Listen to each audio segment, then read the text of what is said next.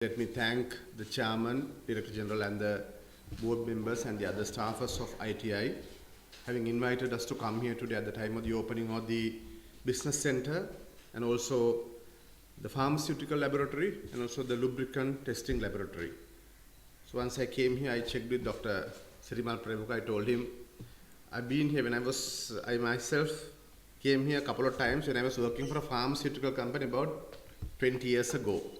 So I asked him, this is nothing new. I've been here several times for the pharmaceutical testing, and what is new about it? So he said at that time, so we were testing only active pharmaceutical ingredients. If I'm not mistaken, I thought I also came here for the same purpose.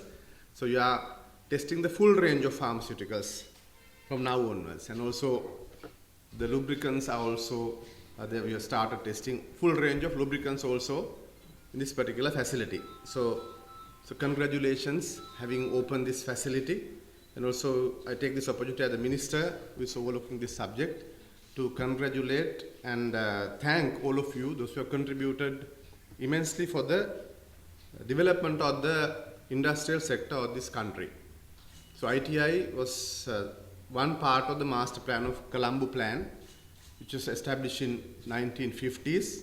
So with ITI, Industrial Development Board, the NIBM, National Institute of Business Management, and also DFCC Bank, Development Financing Corporation established. So country at that time, the politicians at that time had a greater plan to develop the country subsequent to the independence we gained in 1948.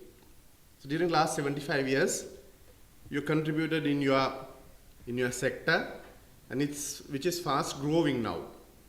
So we need your assistance in time to come on futuristic basis. It should be more and more in relation to the manufacturing sector, development of the manufacturing sector of this country. A lot of people do criticize what had happened in this country during last 75 years since independence. So we were also critically analyzing to see whether the politicians and the successive governments of this country have done the justice to the people of this country. So last few months we didn't have that much over because of Aragale and other matters. We were staying at home more or less. I was referring to some of the data published by the Central Bank of Sri Lanka and also by the other statistics published in Sri Lanka. So Sri Lanka has had 6.3 million population at the time of gaining independence. 6.3 million. We have 21 million people living in this country now. Nearly 4 times as much as the population that lived in this country at that time. So the successive governments of this country have spent significant sum of money to develop free education and free health sector. All of us who are here, including me, we were immensely benefited by the free education system of this country. Primary school enrollment rate of the country was mere 52% at the time of independence, gaining independence. 52%. It has gone up to 99%. All of you are here, going to different universities. We had only one university in this country in 1940, University of Colombo, University of Ceylon, then it was known as University of Ceylon. We have 18 universities now. So for last 75 years, we have developed 17 new universities in this country.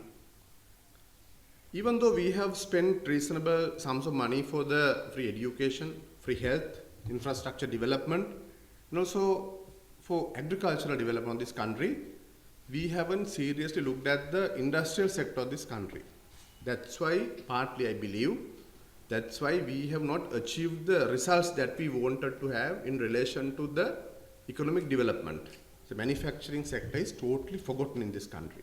I'm quite sad to say, even this year, if you look at the budgetary allocations of the country for 2023, we allocate about 400 billion Sri Lankan rupees to the defense sector, 350 for the health billion rupees, 210 billion to the education, nearly 100 billion for the agricultural sector.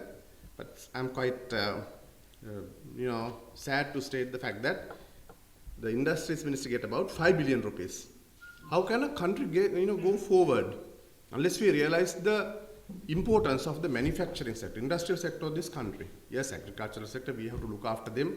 Nearly 35% of the people of this country, their livelihood is agriculture related products. There is a way to go forward, but that the gamut of that is, so the strength of that sector is limited. So all the countries, those who have developed during last 4 to 5 decades, they have concentrated on the manufacturing sector. It's never too late to do the right thing. I think we also have to concentrate more on manufacturing sector of the country. So we were looking at the different avenues and the issues that we are facing. So we categorize, I myself thought we have to call them 3 L's. Doctor, 3 L's, what are the 3 difficulties we encounter? One is land. It's very difficult for the industrial sector to allocate lands in this country. There will be a lot of issues. There are a lot of issues, including environmental issues. So our industrial zones are very limited. So land is one sector, and the people who want to start new companies, new manufacturing segments, find it extremely difficult to get a land allocated. And then obviously the financial factor, liquidity factor, people find it more difficult during these years. But even during yesteryears, it wasn't facilitated that much. Country has not received foreign direct investments. Government has not paid attention. There had been a lot of loan schemes, which are some of them were sponsored by the government. That was the second matter. Third one is licensing. So it's very difficult to get license to start business in Sri Lanka. And also, with that, we find it extremely difficult to get some of the certificates, laboratory certificates in this country. So when it comes to IDB and also to ITI, I've seen you have created your own business models, which are profit oriented. I personally think it's the responsibility of the government to ensure that you do your job, you provide services, not profit oriented, doctor. That's my personal view. You should support the new entrepreneurs, startups, those who want to scale up. You should provide the testing support at a subsidiary cost.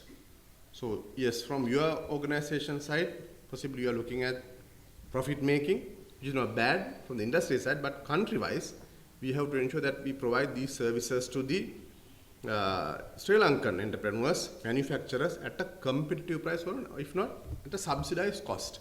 I was made to understand, I checked with doctor also. I could remember when I was coming to test some of the stuff in the pharmaceutical trade, I could remember, those tests were available at a lower cost at the private sector, the laboratories.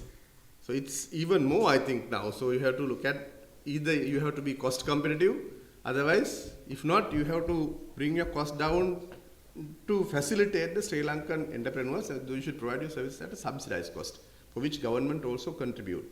So in long term, we think it's timely that we look back and correct the economic path of this country.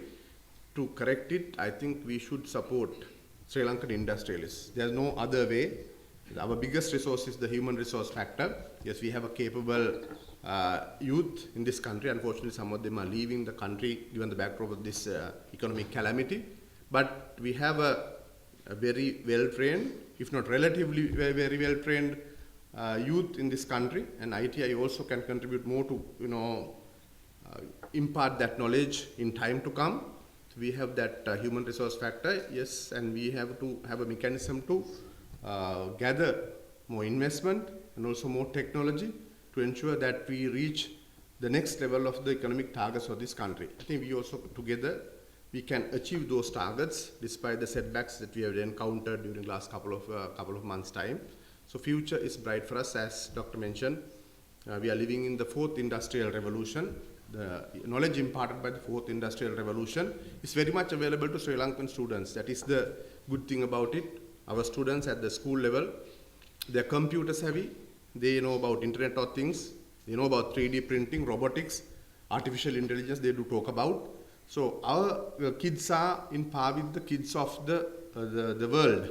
So that is one good thing, one positive thing about the 4th industrial revolution, which is markedly different from the 1st, 2nd, and 3rd industrial revolutions. So 3rd industrial revolution, some of the findings of the 3rd industrial revolution, including atomic energy, is not available in Sri Lanka. So we have not reached those benefits. But it's quite different when it comes to 4th industrial revolution.